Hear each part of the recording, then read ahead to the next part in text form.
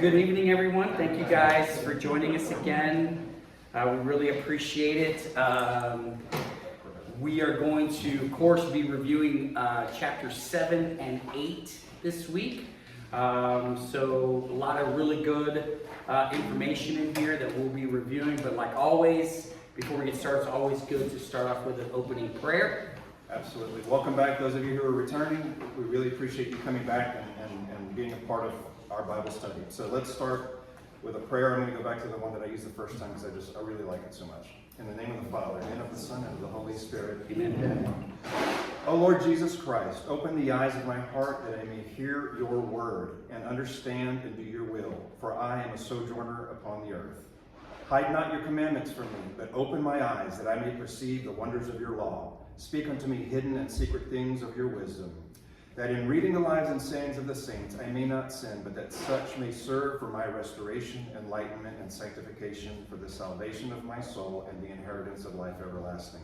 For you are the enlightenment of those who lie in darkness, and from you comes every good deed and every gift. Amen. Amen. In the name of the Father, and of the Son, and of the Holy Spirit. Amen. All right, so like I said, we're going to get into the 2 chapters today. Of course, we'll since I think we'll have time today, we'll probably do our breakout sessions, which we did not get the chance to do last week. So hopefully you guys will be ready for that as well. Okay, so Carlos, let's jump into the tradition of the elders. Tradition of the elders. Okay. So just as a reminder that we're going to be hearing more parables. Last week we talked about Jesus using parables and why and explaining all of that. So we're going to run into that again here. So we're going to start verse 1 of chapter 7. Here we go. Now, when the Pharisees gathered together to him with some of the scribes who had come from Jerusalem, they saw that some of his disciples ate with hands defiled, that is, unwashed. For the Pharisees and all the Jews do not eat unless they wash their hands, observing the tradition of the elders. And when they come from the marketplace, they do not eat unless they purify themselves. And there are many other traditions which they observe, the washing of cups and pots and vessels of bronze. So, we've talked about this because Mark does a very detailed job of explaining how the Pharisees continue to impose their man-made traditions on the people of Israel. We're actually going to hear Jesus say that in a few minutes. Yeah, and so it's a constant reminder that Mark does to show that this is what they're doing. And in this particular case, it's of course the washing of the hands, right? Here, the controversy is sparked by the unwashed hands of the disciples. And of course, they're not identifying because of poor hygiene, they're doing it because of religious laxity, right? And then Jesus responds back this time. Yep. You want to hear what he says? Yeah. Okay, so we are verse 5. And the Pharisees and the scribes asked him, why do your disciples not live according to the tradition of the elders, but eat with hands defiled? And he said to them, well did Isaiah prophesy of you hypocrites, as it is written, this people honors me with their lips, but their heart is far from me.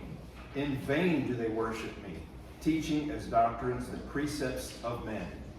You leave the commandment of God and hold fast to the tradition of men. So this is a big shift by Jesus now, because now he is starting to rebuke the Pharisees. It's not just trying to explain it. Right. He's now rebuking them, and this is a big thing, right? Because Jesus, with his vigorous attack on the Pharisees' customs, becomes a distraction to the practitioners of the Mosaic law. And he's starting to emphasize this. And so we're going to start to see a big change here as we continue. You're going to start to see, as you can see in our study notes here, that the Pharisees tend to emphasize the ritual impurity outwardly on the physical body, where Jesus is trying to redirect purity of the heart and, and the inner being, the inner soul. And so you're going to see that in his comments here. Question. Yes, sir. It might be hypothetical, but in the last line you said, you leave the commandment of God, but he's not referring to the 10 Commandments. What the study notes are referring to here is the Mosaic Mosaic law. laws. Okay. So yeah, the laws established in mostly in Isaiah by.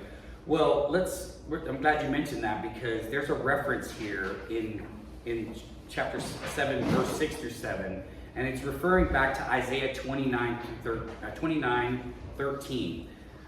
Isaiah reprimands Jerusalem for consulting its politicians while rejecting the prophets, because their leaders routinely excluded the Lord from the foreign policy decisions and relied instead on their own wisdom. Their worship of the Lord has become empty and vain. No longer, says Isaiah, will Yahweh tolerate their lip service when their hearts are devoid of living faith. The Pharisees have fallen into the same trap of rejecting God's wisdom in favor of their own. So this is, once again, there's always reference to the Old Testament where Jesus, what he's saying is to them, they're able to realize, well, wait a minute, there's a reference here that he's comparing us to something an old prophet would have said years before. Yes, because the obedience started to stray. Yes, ma'am. Yes, ma'am. Absolutely. So, and we'll hear more of that coming up right here. We're in verse 9. And he said to them, you have a fine way of rejecting the commandment of God in order to keep your tradition. For Moses said, honor your father and your mother, and he who speaks evil of father or mother, let him surely die. But you say, if a man tells his father or his mother, what you would have gained from me is korban, that is given to God, then you no longer permit him to do anything for his father or mother, thus making void the word of God through your tradition, which you hand on. And many such things you do. So here we have a word that probably most of us are not familiar with, an Aramaic word called korban, which is offering, right? Yep. And so, what is this? What is korban? So again, it means offering, and in the study notes it says it denotes something dedicated to God for a religious purpose. It often consisted of money or property donated by vow to the temple. And so Jesus denounces the abuse of this practice. Not the practice itself, but the abuse of this practice. Giving gifts to the temple does not exempt children from the obligation of honoring their parents through financial support. And so when I read this for the first time, when I was reading chapter 7, I kind of got stuck on this because it was very confusing to me when what he was trying to insinuate. But of course, thank goodness for the reference notes here, Yep. and it explains it very well that some Jews were giving offerings to the temple as a replacement for having to honor your father and your mother. Right. So Exactly. definitely very, very happy that they were able to give that explanation. Yeah. Any comments or questions for anybody before we go on? Okay. So we're in verse 14 now.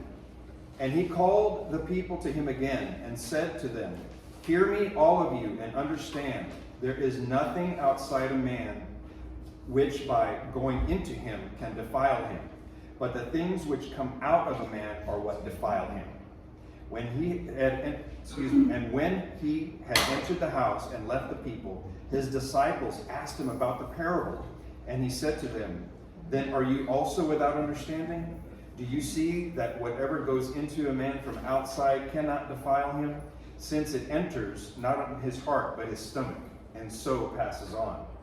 So thus he declared all foods clean. That's important. Right, the outward distinction between clean and unclean, as defined by the old covenant, are no longer appropriative or binding in the new. So there's a ceremonial distinction between what he's talking about. Right. Yeah. I'm going to do one? Yeah, absolutely. So one of the distinctions he's talking about, number one, you can see in the study notes. Ritual defilement was an external matter under the old covenant, whereas the new covenant penetrates to cleanse and govern the inward life of believers. kind of talked about that a minute ago. Absolutely. Number two, the second, of course, distinction is since Mosaic food laws effectively separated Israel from Gentiles, these dietary restrictions were set aside in the new covenant once Jews and Gentiles were gathered together in the same covenant family. Mm-hmm.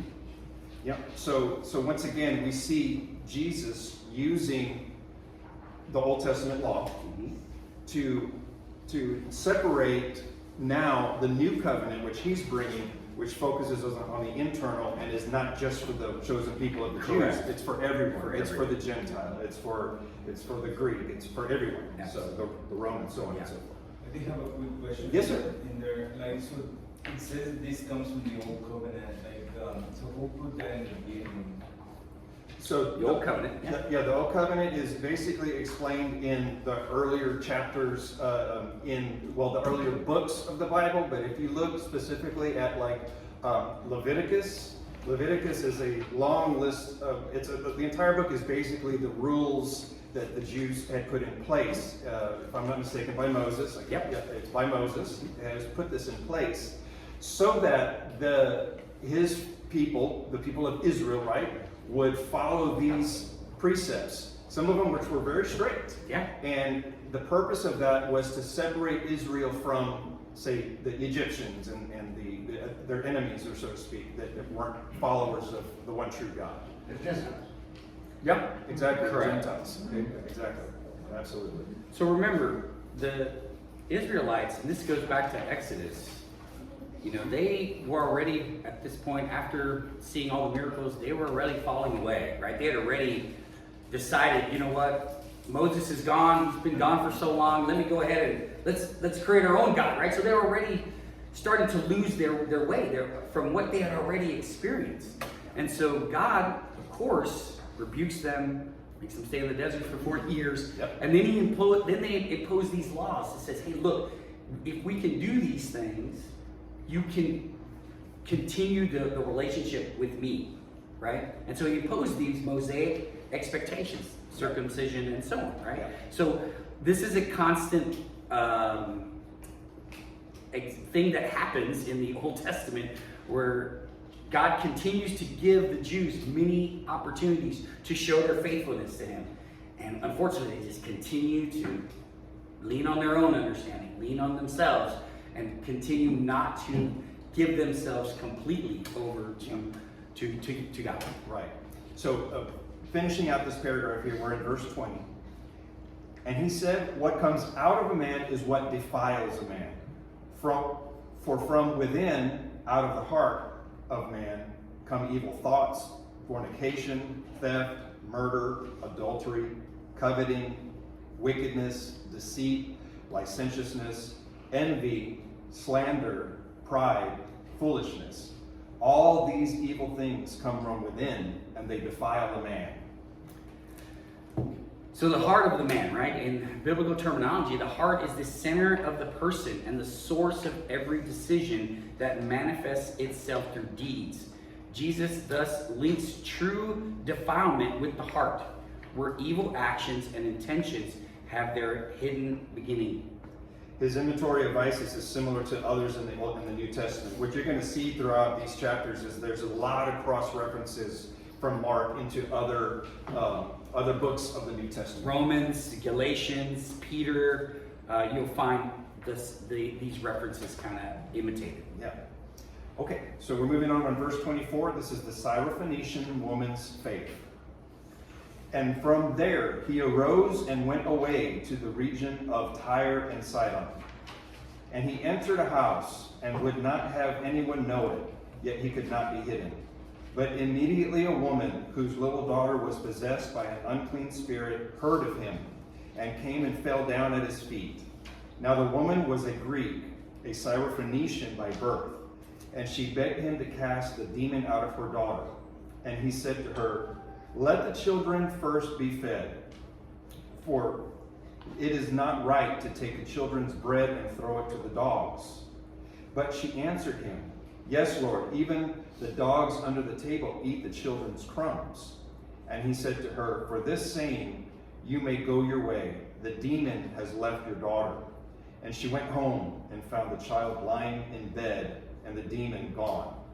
So here's another parable, right? Yeah. Short parable. Yeah. The children are first. What is he referencing? What does that mean? So according to the study notes here, the children of Israel hold first claim to the blessings of the new covenant. And once again, we see references to this in Matthew and in Romans. So only after Jesus' resurrection is the gospel systematically proclaimed to all nations. So what does he mean when he references dogs? Well, according to here, it says often a derogatory term used in the Bible, right? Mhm. And in this case, it's not necessarily derogatory. Jesus is using it to illustrate the progress of the gospel. Just as the children are fed before pets, so the gospel is offered to Israel before the Gentiles. The woman's acceptance of the epithet reveals her humility, and her unwillingness to turn away reveals her perseverance.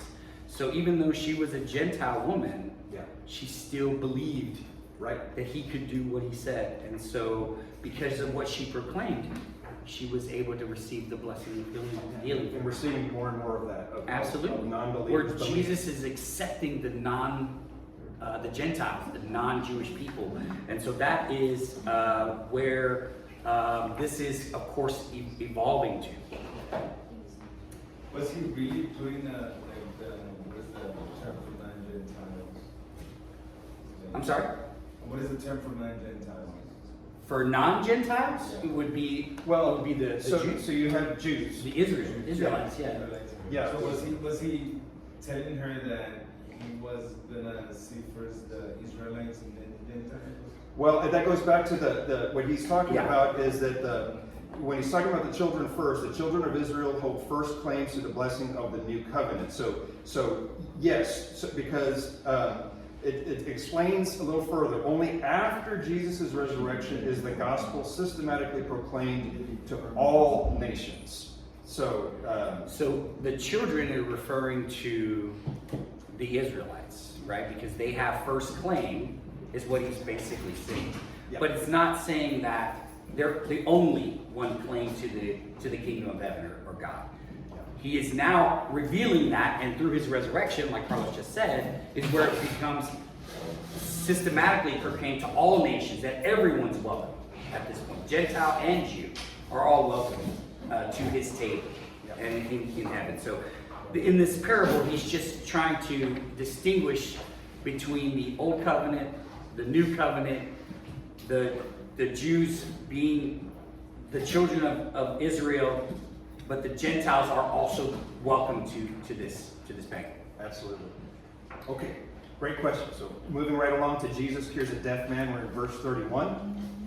Then he returned from the region of Tyre and went through Sidon to the Sea of Galilee, through the region of the Decapolis. And they brought to him a man who was deaf and had an impediment in his speech. And they begged him to lay his hand upon him. And taking him aside from the multitude privately, he put his fingers into his ears. And he spat and touched his tongue. And looking up to heaven, he sighed and said to him, Ephphatha. I have a hard time pronouncing it. Sure. That is, be opened. And his ears were opened, his tongue was released, and he spoke plainly. And he charged them to tell no one. But the more he charged them, the more zealously they proclaimed it. Yeah. And they were astonished beyond measure, saying, He has done all things well. He even makes the deaf hear and the mute speak. So there he is again charging people not to say anything. Not to say anything, but once again, this is a reference. This episode is very similar to the miracle that he did back in chapter 6, verse 35 through 44. But there are some differences in what he's doing. So once again, let's just remember that Jesus is constantly trying to conceal, but it's getting harder and harder and harder for him as he Yeah, continues. absolutely. And so, just a quick side note there, that word that I have a difficult time pronouncing, Ephphatha. Again, you see Mark explaining these Aramaic expressions so that his Gentile audience can understand it, yeah. because there's mostly Gentile readers here. Okay, so that it on 7? Chapter 7? I think so. Okay. Any comments or questions on chapter 7? I just have a comment that. Yes. This reading has always fascinated me because, well, so many of them do, but like there's times when he healed people by not even being there, like the centurion servant. Yeah. He just did it. Sure. But here, he actually did things, like he groaned. Yes, he sighed. You know, so it's beautiful and mysterious, Mm-hmm. you know, why he did this here and not there. And I know maybe it had something to do with, he knew that people there needed to see that. Right. I don't know, you know, just a comment that is kind of fascinating. So in the reference, it'll tell you, if you go back to, recalls the messianic blessings prophesied in Isaiah 35, you want to pull this up? Isaiah 35, verses 4 through 6. And it also references Wisdom's chapter 10, verse 21. So keep in mind what we just heard about him healing and curing the deaf man. This is Isaiah chapter 35, verse 4.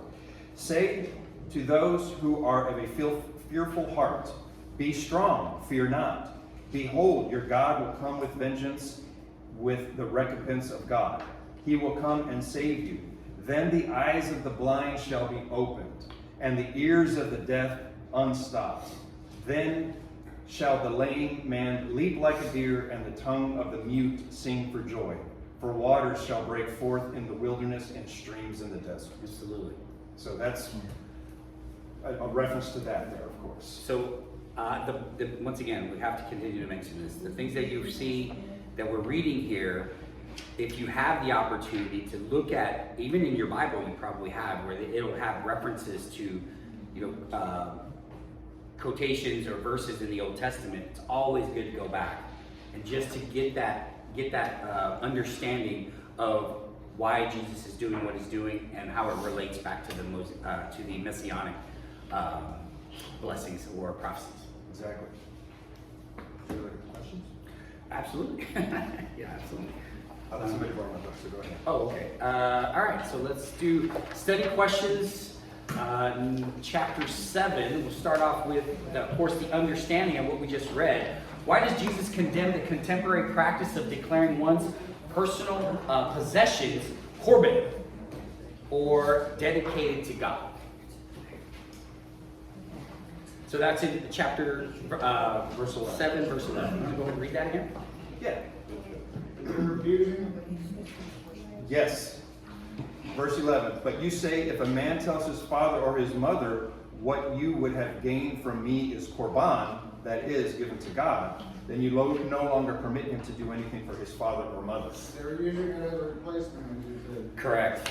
Yeah, I think that's, I've heard it also explained that the Corban requests became so much Yeah. that there was nothing left over for their mom or dad, and so that's where Jesus is condemning this, because he starts off this couple of verses before talking about not to forget to honor your mother. And your Always, father. because that's part of the Ten And Commandments. that is one of the 10 Commandments, of course, as we Absolutely. know. So that is, yeah.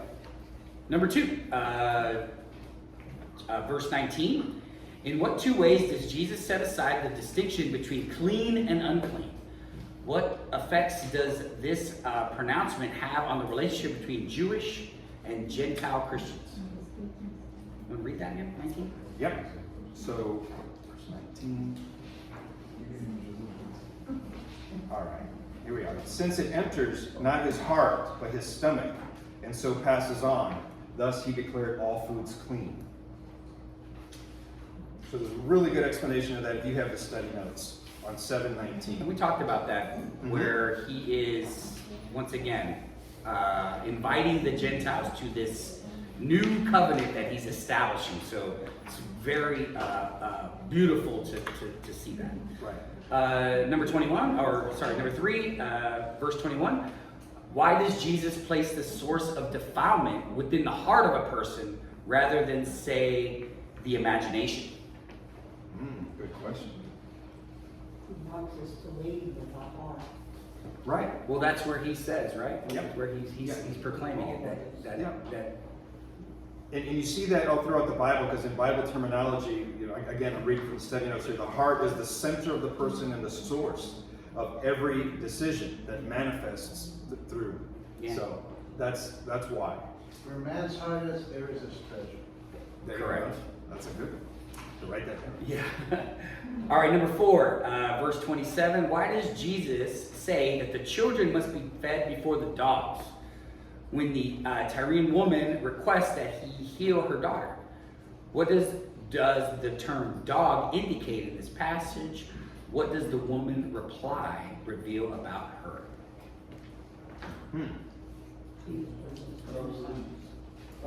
Do it again. Jews versus Gentiles. There you go. The children. The children were representing the Jews.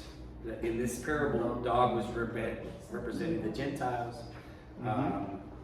Not in a derogatory term, of course, just being separate from the old covenant.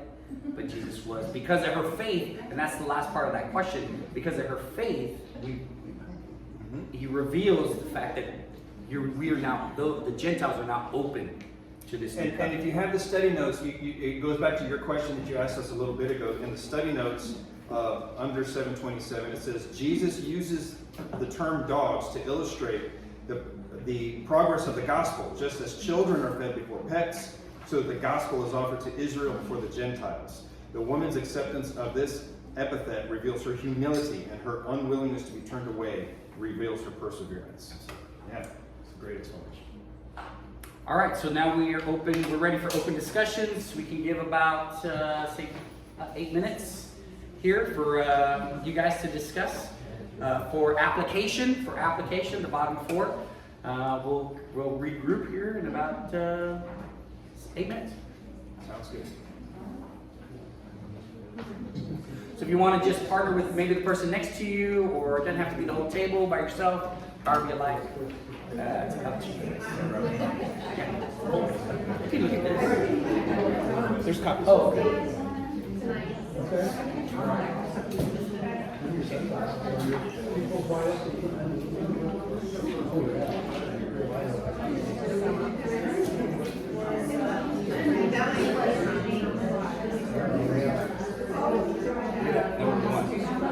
First question.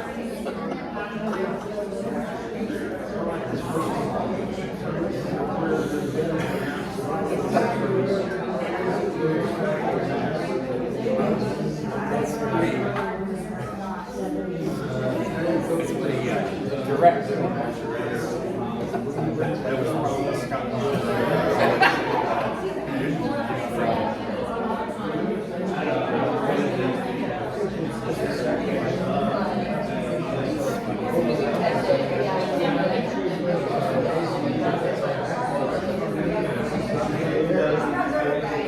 I think we should. Maybe we should talk about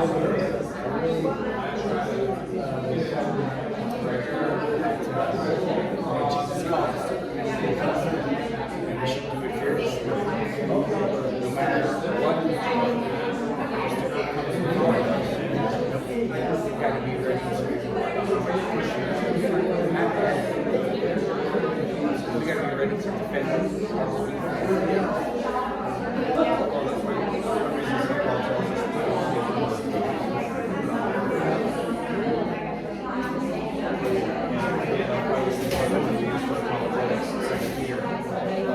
always be prepared.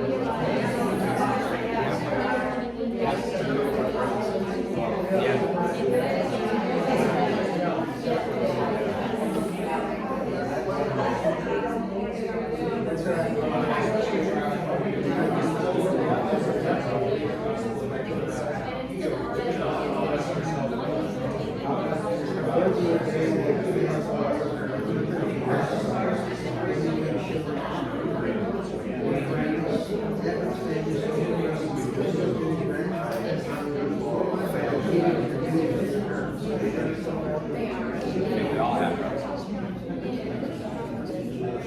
I don't have to continue. I know I do.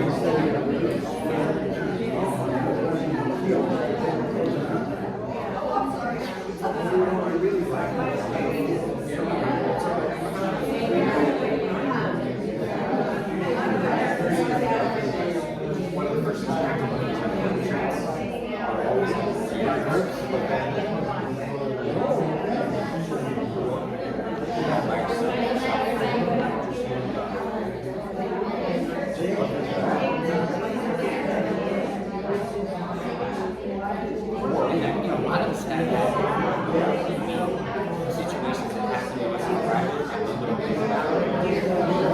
It's a miracle, it's an answer to a question. I think it happens all the time. The gospel says, don't boast, go to your room by yourself.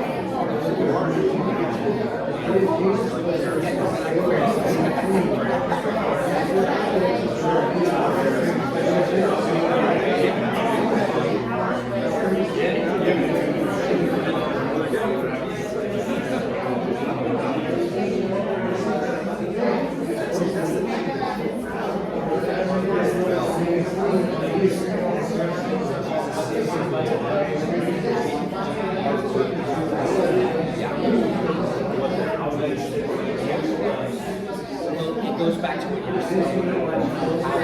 He's writing on the floor. He's explaining it to you. You don't know anything about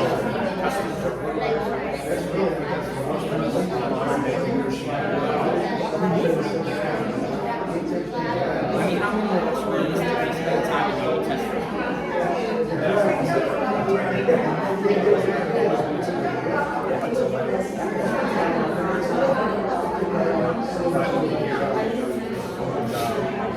Father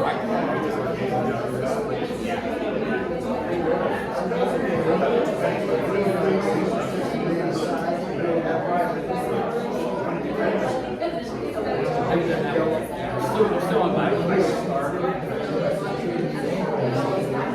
did. I got to, gosh, I can't remember, but I keep like getting me and stop me. Then I just try to figure out where I'm done. The Bible here. He's already done this. Is this part of it? He's already done. Yeah. He's already did he adds in those John is first, second, and then he does the other one. It's not Mark, it's still Matthew.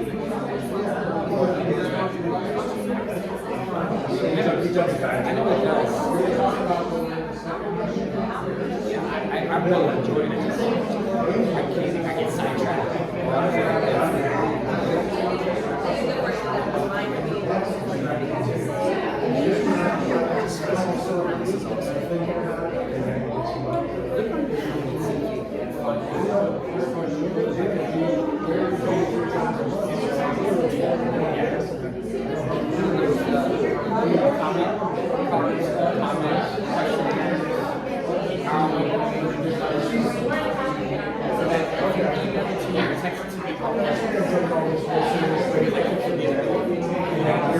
We're about to be on campus.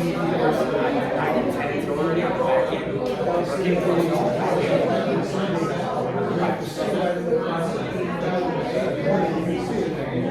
It's week 4.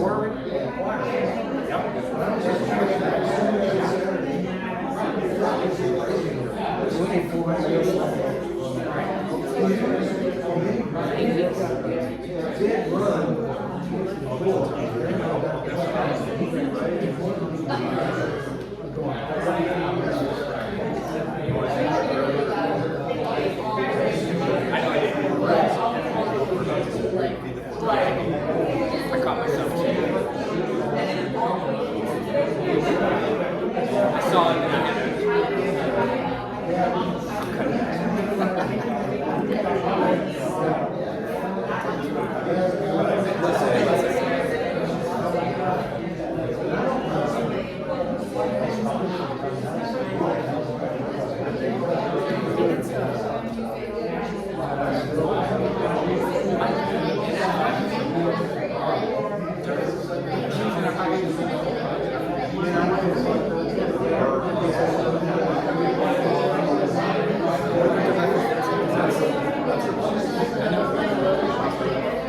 we'll have to reference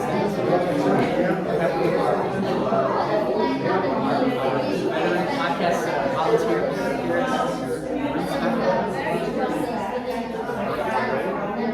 Yeah, we are good. Okay, folks. Okay, all right. Let's kind of wind this up and get back into our discussion phase here. need your microphone. I have it. All right, so let's get back into the That's not turned up as loud, I guess. get back or finishing up, wind up these conversations, and then we can get back to the discussions here. Good point. Try to hold it back. Yeah, sure.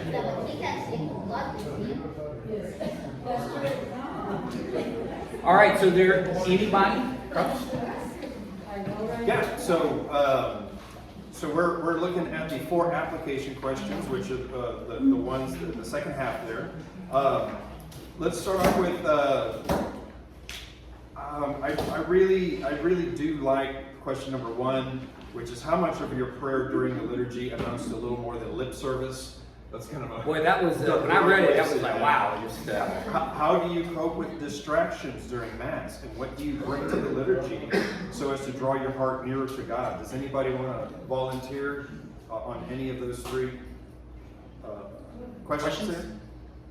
I will. Yeah. So I was saying at our table that because our Mass follows a pattern, right? Like every Sunday, every church follows a pattern. I know for me sometimes I can slip into just going and transitioning from one part to the next part to the next part and not being fully present in what's being said. And so when I catch myself doing that, I look at the cross, I try to read along, right, and just get back engaged with what's going on. And then 2, I'll read the gospel and really ask myself, like, what's God trying to tell me today? What do I need to go home and take this message home? And how do I make this message a part of my day to day?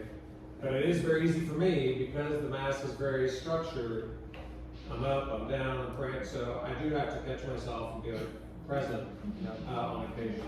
Yeah, thank you, John. That's a great answer. I think all of us kind of feel like, I know for me, I don't know if anybody else has had this issue, but we have so many things going on in our lives, something that maybe had happened at home the day or night before, or something coming up at work, and I've got those things on my mind instead of, like John said, being fully present at Mass and making sure my heart and my mind are in there.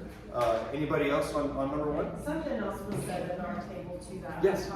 I hadn't thought about it this way, but it was a good way to think about it, is that approaching Mass, that you're there to worship God, you're not checking off a to-do list, like, all right, get this done today. Excellent. And if we just change the fact that you're there to worship, might help you. That is an amazing point. Yeah. Because a lot of you hear a lot of people say, Mass is so boring. Have y'all ever heard that? My children, right? Younger. But it's our job to explain what Ann just said, is that we're not there for entertainment. No. We're there to worship. Because we know that God is truly present at every Catholic Mass. So that's something to try to explain. And it may be, it may be possible that, of course, everybody's different. Everybody has a different idea of what they need to do in church, what they want to do. And of course, the ultimate is that, for me, myself, once I cross the threshold on the holy ground into the church, all my other stuff is at the door. That's a great point. Good way to do it. It'll be there when I get out. When I come out. It's not going anywhere. It's waiting for you. Yeah, it's like pick up your luggage when you leave. Cross that threshold, everything stays outside the church, and I'm concentrated completely on the Word. That's it. That's a great way to look at it, because I think what you just said, it reminds me of what is one of the very first things, besides the Agrada family, that meets us as we go into the door, is that baptismal reminder, right, of the dipping of the finger in the holy water, to remind us of our baptism, to kind of get us in that So mindset. we need also to get the reverence back in church.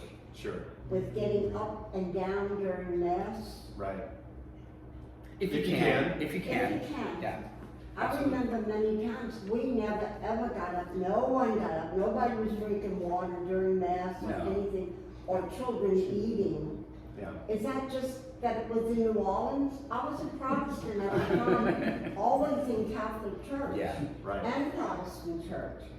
And those are things, when we went in church, we were quiet. Yeah. And we didn't have bathrooms or crying rooms Yeah. at the Catholic churches. Right. And I was just wondering, are we not telling children this is God's house? I don't know, that's a great, It's always been brought a up. tough question, and Yeah. I have 2 daughters. And we brought them up the best, Tina, my wife and I brought them up in the best way we possibly could. Sure. And my brothers had the same issue. They have sons and daughters. Yeah.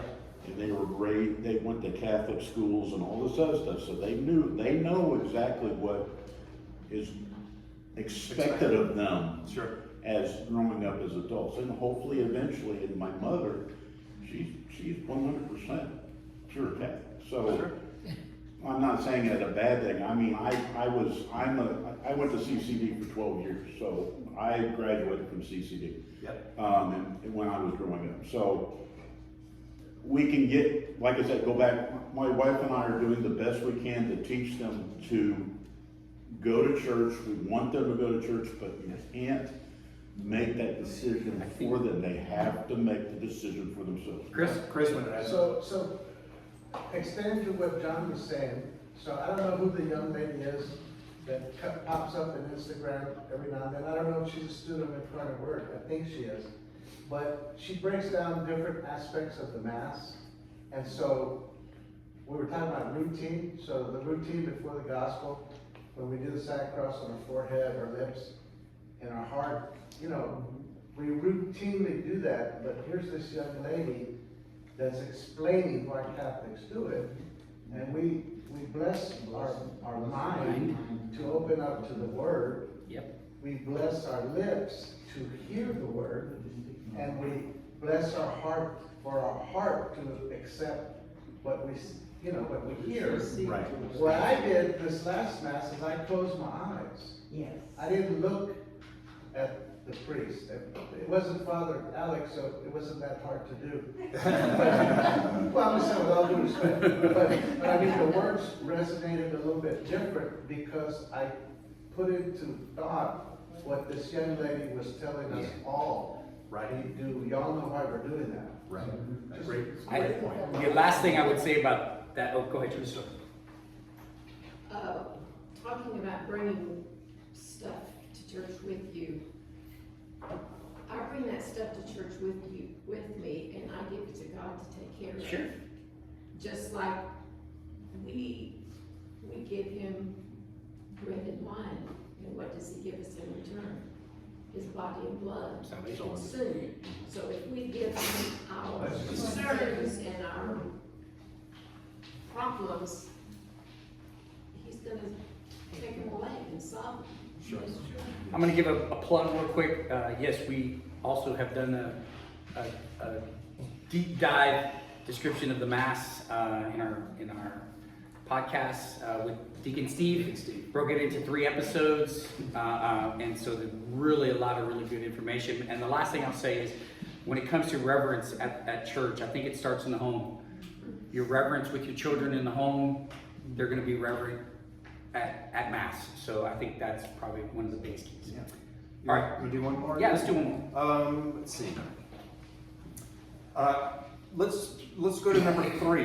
Where is Jesus placing the responsibility for being clean on the circumstances or on you? What events in your life might illustrate how things that come out of you make you clean or unclean? Or maybe I shouldn't have chosen that one. I'm sorry. I'm glad you picked that one. Are you? Yeah. Are you? Would you like to share? Well, we were saying at our table that, well, first of all, it's on us. It's not on a circumstance. It doesn't matter what circumstance you're coming from. We all come from all sorts of circumstances, and it's upon us to act appropriately. And then one that we kind of all empathize with on a situation in which we've illustrated, ways that we've been unclean, or say like in traffic. I can speak firsthand.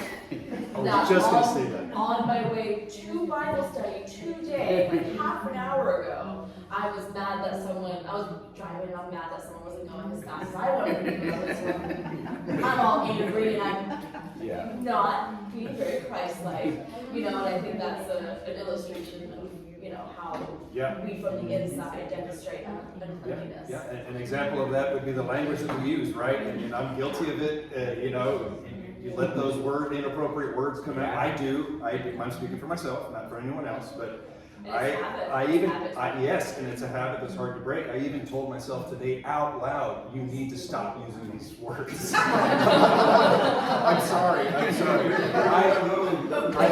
not normally much of a potty mouth until I'm in traffic and something happens, you know, but that's, I don't drive and I have. okay. I'm not the only one. James, yes sir. Yeah, we were talking about also not what you put out, but what you take in, like watching TV, social media, and all that. Oh, stuff. yeah, that's a huge one. You know. Yeah, Absolutely. just think about how Jesus wants us to be clean in everything that we do. That's, this feedback is great, folks. I mean, we're really loving this. So, so are we ready to move on to chapter 8? I think so. Y'all ready to move on to chapter 8? Let's go. So, quick side note, chapter 8 means we are halfway through. We are halfway through the Gospel of Mark, which means we're halfway through our Bible study. And even though we have promised, we just, during the discussion, we were Googling, let's find some feedback forms. We're going to get feedback forms so that you folks can... We will have them next week, for sure. For sure. We're going to hold each other to that. To that. Because we do, once again, I know I've said it before, but we really hope you're enjoying and getting something out of this Bible study. We know that we are, for sure. Daniel and I talk all the time during the week. And we would love to hear your feedback more, but more importantly, we want the church office, specifically Father Alex, to hear this feedback. And don't hold back. Don't hold back. Give us the good, the bad, the ugly, all of the above, because we want to know what we can do better. And if Father Alex allows us to continue, then that would be great. That's what we hope to do. So, all right, moving right along to chapter 8. And here, Feeding of the 4,000. the feeding of the 4,000. Well, I thought it was 5,000. Yeah, we always hear about feeding of the 5,000. which we've already heard of, but yeah, Here, let's talk about the feeding of the we're going to see similarities and differences here, Yeah. folks. All right, chapter 8. In those days, when again a great crowd had gathered and they had nothing to eat, he called his disciples to him and said to them, I have compassion on the crowd because they have been with me now 3 days and have nothing to eat. And if I send them away hungry to their homes, they will faint on the way, and some of them have come a long way. And his disciples answered him, how can one feed these men with bread here in the desert? And he asked them, how many loaves have you? They said, 7. And he commanded the crowd to sit down on the ground, and he took the 7 loaves, and having given thanks, he broke them and gave it to his disciples to set before the people. And they set them before the crowd. That was God calling it. And they had a few small fish, and having blessed them, he commanded that these should also be set before them. And they ate and were satisfied. And they took up the broken pieces left over, 7 baskets full. And there were about 4,000 people. And he sent them away, and immediately he got into the boat with his disciples and went to the district of Dalmanutha. So let's start off at verse 6. Okay. Given thanks. Mm-hmm. So the Greek translation of this verb is Eucharisto, I think so, Eucharisteo, probably. which is the basis of the English word Eucharist. Right? So that's where it comes from. Jesus' multiplication of bread, often giving thanks, foreshadows the Last Supper and the institution of the Blessed Sacrament. Absolutely. There's obviously more than one place in here where he foreshadows the Last Supper, where he foreshadows the gift of the Eucharist to us. I think back, of course, John chapter 6, when he did the bread of life discourse. So that's important to remember that that's where we get some of these words from. Eucharist comes from the Greek word for it. Right. For giving thanks. So let's talk about some of the similarities and the differences between the feeding of the 5 and the 4,000. So if you have the study notes with you, it's where it says 8, 1 through 10. We're looking at an episode similar to the miracle in chapter 6, but dissimilar in several details. Jesus multiplies 7 loaves instead of 5. collects 7 leftover baskets instead of 12, and feeds 4,000 people instead of 5,000. So the symbolism of these figures is examined a little bit later in verses 18 to 21. We're going to get into that here in just a second. Okay, any questions or comments about the feeding of the 4,000 part? You notice that they always give thanks before leaving, always, right? And once again, precursor to the Eucharist. Okay.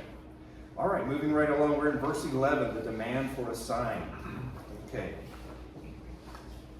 During the break, Daniel and I were we said something along the lines of like, these poor Pharisees, man, they really are getting it. In the business, yeah. Okay. Verse 11, the Pharisees came and began to argue with him, seeking from him a sign from heaven to test him. And he sighed deeply in his spirit and said, why does this generation seek a sign? Truly, I say to you, no sign shall be given to this generation. And he left them, and getting into the boat again, he departed to the other side. You want to talk about the sign? Yeah, I mean, Jesus refuses to do this, of course, on demand, especially because the Pharisees are plotting to, catch him. Yep. In any way that they can, right? And this is like the Israelites in the wilderness who refused to believe in God, even after seeing numerous signs in Egypt, right? Right. And this is, once again, what we were talking about a minute ago. This is where that symbolism is always foreshadowed or referred back in what happened in the Old Testament. So Jesus is saying, I've done all these things, and you're still not believing. I mean, we just fed 4,000 people. Yeah. And the Pharisees are asking for a sign as well. Because keep in mind that a lot of the Pharisees are trying to catch him in a trap. Like they think he's like a sorcerer or a magician. Well, we talked about some kind of a fraud. They're trying to catch him on a lie. Exactly. Absolutely. Okay. So this is where we're going to see the explanation of what we were talking about a moment ago. The leaven of the Pharisees and of Herod. Verse 14. Now they had forgotten to bring bread, and they had only 1 loaf with them in the boat. And he cautioned them, saying, take heed, be aware of the leaven of the Pharisees and the leaven of Herod. And they discussed it with one another, saying, we have no bread. And being aware of it, Jesus said to them, why do you discuss the fact that you have no bread? Do you not yet perceive or understand? Are your hearts hardened? Having eyes you do not see, and having ears you do not hear? And do you not remember? When I broke the 5 loaves for the 5,000, how many baskets full of broken pieces did you take up? They said to him, 12. And the 7 for the 4,000, how many baskets of broken pieces did you take up? And they said to him, 7. And he said to them, do you not yet understand? This struck me as interesting when I read the study notes on this. Yeah, absolutely. So do we want to break down what we talked about in verse 15 first? The metaphors? Yeah. So the leaven. So this is a metaphor based on the 1 loaf in the boat. Jesus warns the disciples that as leaven permeates and expands bread, so the Pharisees and their teachings exert a corruptive influence on the crowds. Yeah, that's amazing. So similar imagery is used elsewhere in the New Testament. You got Luke, Corinthians, Galatians. So, and then he also mentions Herod Antipas, Tetrarch of Galilee. He was interested in Jesus primarily as a miracle worker. Right. And you can go back to chapter 6, that it shows that. So now getting into the symbolism of the 2 miracles that Jesus performed with the loaves. While the symbols of these numbers is nowhere made explicit, they most likely signify the nation who hear the gospel. The 12 leftover baskets from the first episode represents the 12 tribes of Israel that Jesus gathered into the church. The 7 baskets represent the 7 Gentile nations who once occupied the land of Canaan alongside Israel. This you'll find in Deuteronomy 7 verse 1. And to whom Christ subsequently offers salvation. Jesus' previous conversation with the Syrophoenician woman in chapter 7 already established the point that Israel's leftover bread would be given to the Gentiles. Together, these figures point to the international dimensions of the new covenant. So he does that a lot. This is why, this explanation right here that Daniel just gave in the study notes is why Jesus continues to ask his disciples here. You have ears but do not hear. Do you not understand? So he's asking them to think about these connections that he's making, right? Correct. To the salvation, to the 12 and then to the 7. And think about being there in the feeding of the 4,000 or the 5,000. And you've got these leftover baskets, and you've picked up 7 of them, and you probably just didn't even think, oh, okay, there's 7 of them here. I wonder what that means. But there's always, Jesus never does something without a purpose. Yep. There's always a reason behind what he does or why he does it. And sometimes it takes them, these hard-headed disciples, time to understand, right? I mean, when you read it, if you're reading it as a layperson, it's hard. It's hard for me to understand. Of course, thank God for the notes. But can you imagine the disciples sitting in the boat and Jesus questioning them like, "You guys don't get it yet? Yeah, what's going on here?" And I can only imagine the amazement or puzzlement on their faces, like, "What are you trying to tell us?" Right? And so, And he's given them. yeah. Yeah, he's They giving you just the don't sign. see it. Right, they're not seeing the They're signs not seeing yet. the sign. I love that last line because every time I've read this in the past before these study notes, and he said to them, "Do you not yet understand?" I've always said, "Nope." Not yet, no. No, I'm sorry, I don't. I don't get it yet. I know there's something there, but I need to ask somebody. Okay. Anything else before we move on? Okay. Well, I can relate with Yeah. that, because how many times have we read something, a line in the Bible or passage, and it just like, Right.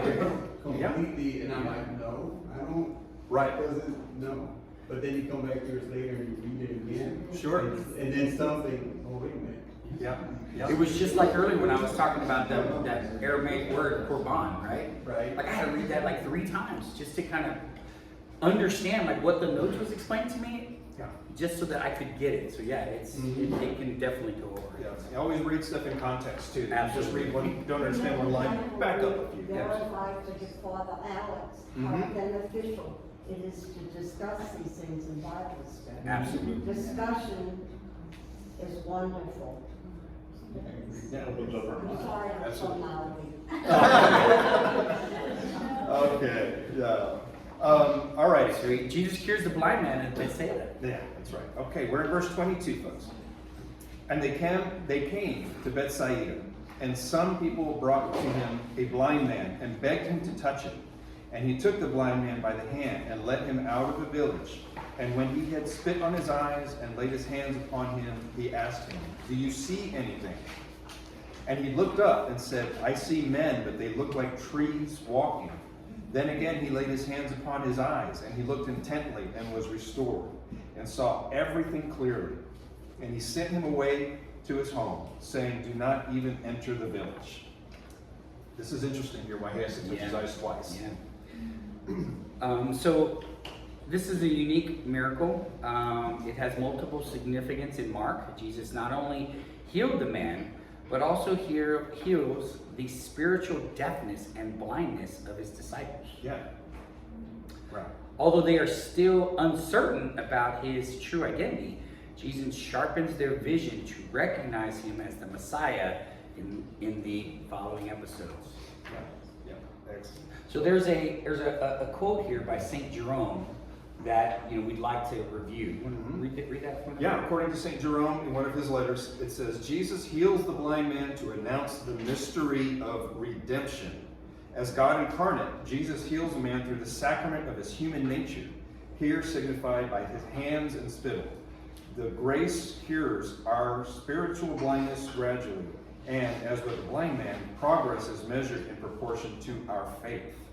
Yeah. The restoration of the blind man signifies our gradual increase in wisdom from the darkness of ignorance to the light of truth. Christ's spittle is the perfect doctrine that proceeds from his mouth. It enhances our vision and brings us progressively to the knowledge of God. All right. Beautiful. Yeah. Okay, moving right along, and we're going to move into verse 27. Peter's declaration that Jesus is the Christ. And Jesus went on with his disciples to the villages of Caesarea Philippi, and on the way he asked his disciples, "Who do men say that I am?" And they told him, "John the Baptist, and others say Elijah, and others one of the prophets." And he asked them, "But who do you say that I am?" Peter answered him, "You are the Christ." And he charged no one to tell no one about him. So there's an interesting aspect here about this particular verse starting in 27 about Caesarea Philippi. Mark does a great job of just addressing his audience. So Caesarea Philippi is a Gentile city beyond the northern border of Palestine.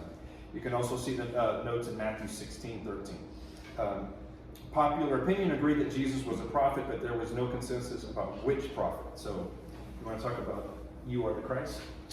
Yeah, so I mean, this is we're very familiar with this episode.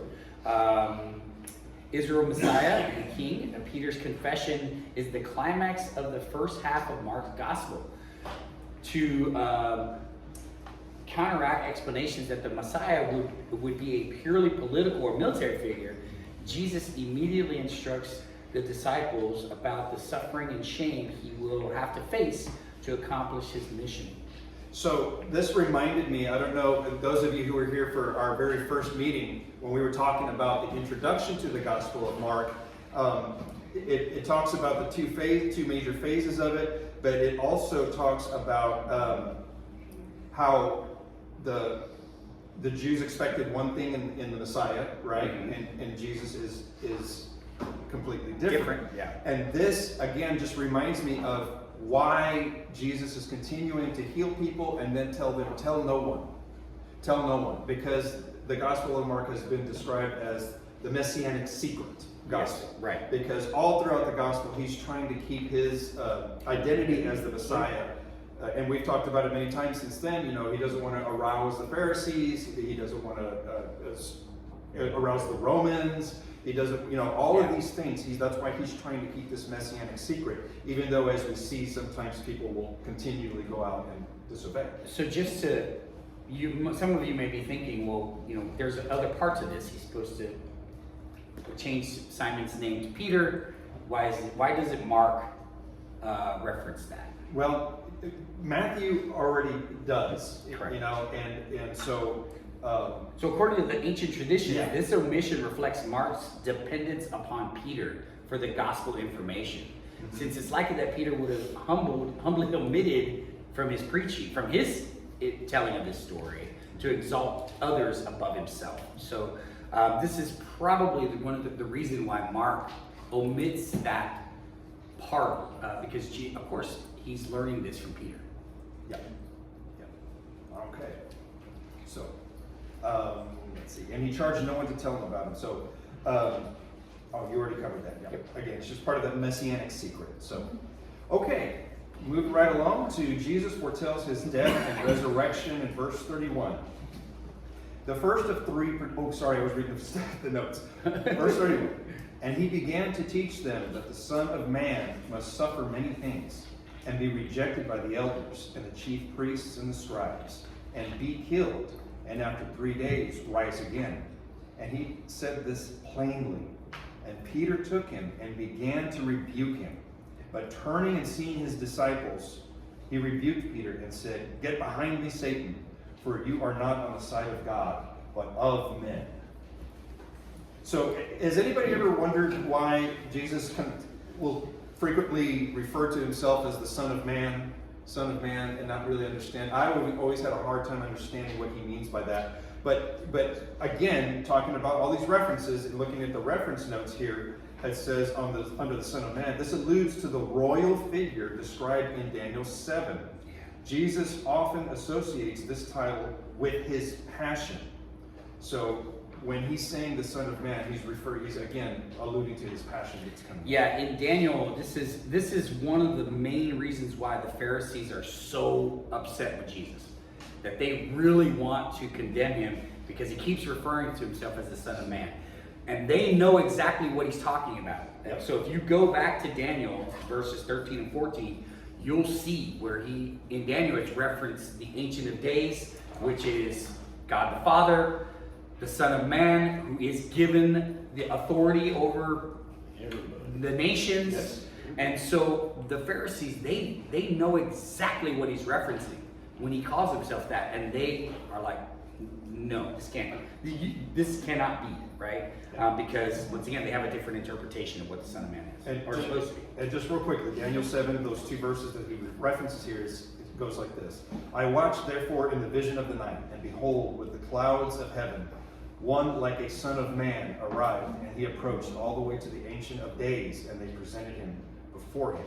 And he gave him power and honor and the kingdom, and all the peoples, tribes, and languages will serve him. His power is an eternal power, which will not be taken away, and his kingdom one which will not be corrupted. So yeah, the Pharisees knew exactly what he's talking about there when he references, even his own disciples will as well, because these were Jews as well. Don't forget, there's also a reference there to I have a the Trinity. on these Pharisees, like, is it like, were they meant to be that way, like, where God didn't give them the clarity to see him as the Son of Man? That's a great way of thinking about it, a great question. I That's can't, hard I to can't answer. say that if they were meant that way, to be that way. I think according to what we learned in previous chapters, they have distorted their authority that was given to them. And they are, I think, they're using that as their way to impose their tradition, man-made traditions and belief on the people, right? So I think it's, I hate to use the word, but probably the corruption of authority where people, and Jesus calls them out with it as far as being hypocrites about it, right? That we just read.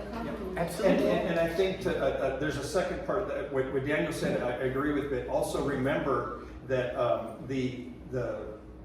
kind of lost my train of thought there. If you can go back in the study guide, you can see who the Pharisees are, right? Yeah. And what their beliefs were. But I think that to answer your question, they were expecting something completely different in their Messiah. So that's why they're not processing these signs and they're not seeing this, to kind of answer what you were asking. Yeah, there's a great description of the Pharisees back on chapters 2 and 3, where it breaks down, what they believe, what their thought process was, where they, kind of derive their beliefs from. So there's a great reference back in chapter. I understand because, like, it was, read it right, like, he was gonna go through that passion process. Yep. And so, like, if they were have to believe in him and saw him as the one, they wouldn't have done that, right? If so, yeah, you would expect it, right? But they just couldn't accept that a person who wasn't, once again, a military or political figure coming to free them from the yoke of the Romans, they couldn't believe that this man was him, was supposed to be him. Exactly, Messiah. I also wanted to say, doesn't it say somewhere in the Gospels that some of them did believe in secret? Yes. Yeah. Well, yeah, there were. And I always Yeah. thought some of them, Nicodemus, and it said that there were some That's that a believed. great example of Nicodemus. Yeah. But yes, so that's a reference to Nicodemus. I believe that's in John chapter 20, if I'm not mistaken. Yes. Where he's asking Jesus, what must I do to earn my salvation? Yeah. And he's talking about being born again.